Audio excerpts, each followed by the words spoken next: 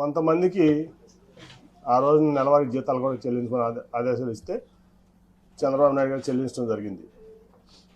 నా సొంత వ్యాపార సంస్థ కంటే కూడా తెలుగుదేశం పార్టీ ముఖ్యమని చెప్పి నేను ఈ పార్టీ గెలుపు అవసరం అని చెప్పి భావించి నేను ఆ పనులన్నీ చేశాను.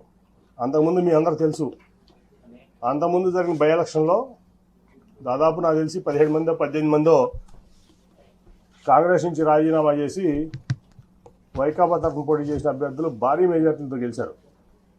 అది 2012లోనో 14లోనో నాకు గుర్తులేదు, సరిగ్గా 12లో నాకు గుర్తులేదు. అప్పుడు అందరూ అన్నారు నన్ను, ఎందుకు నువ్వు ఈ డబ్బులు వేస్ట్ చేసుకుంటున్నావు, ఈ టైం వేస్ట్ చేసుకుంటున్నావు, ఈ పార్టీ గెలిచేది లేదు, ఏమీ లేదు, ఈ చంద్రబాబును కూడా ఎందుకు నమ్ముతామని చెప్పి మా సొంత సామాజిక వర్గం వాళ్ళే ఆ రోజు నన్ను మందలించారు. సరే,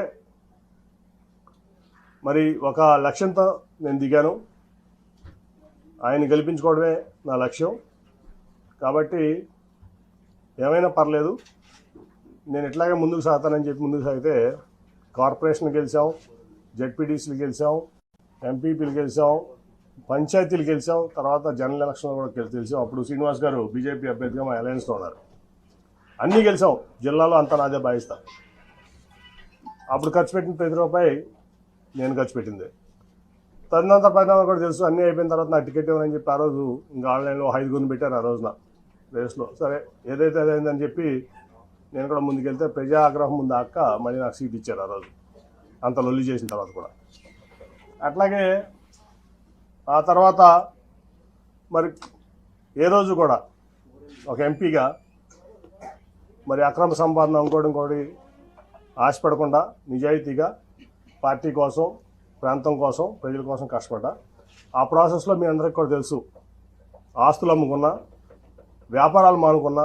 ఇవాళ నేను అమ్ముకున్న ఆస్తులు విలువ హైదరాబాద్లో 2,000 కోట్లు, అక్షరాలు 2,000 కోట్లు. నేను అమ్ముకున్న ఆస్తులు మీకు కావాలంటే నా 14 యాక్షన్ అఫిడవిట్ తీసి వాళ్ళు చూస్తే నా ఆస్తులు ఇవాళ వాల్యూ 2,000 కోట్లు ఉంటుంది. అట్లాగే వ్యాపారం కాకుండా కొన్ని విషయాల్లో ఆయన నా పట్ల ప్రదర్శించినటువంటి తీరులో వ్యాపారం కూడా ఆపుకోవాల్సి వచ్చింది.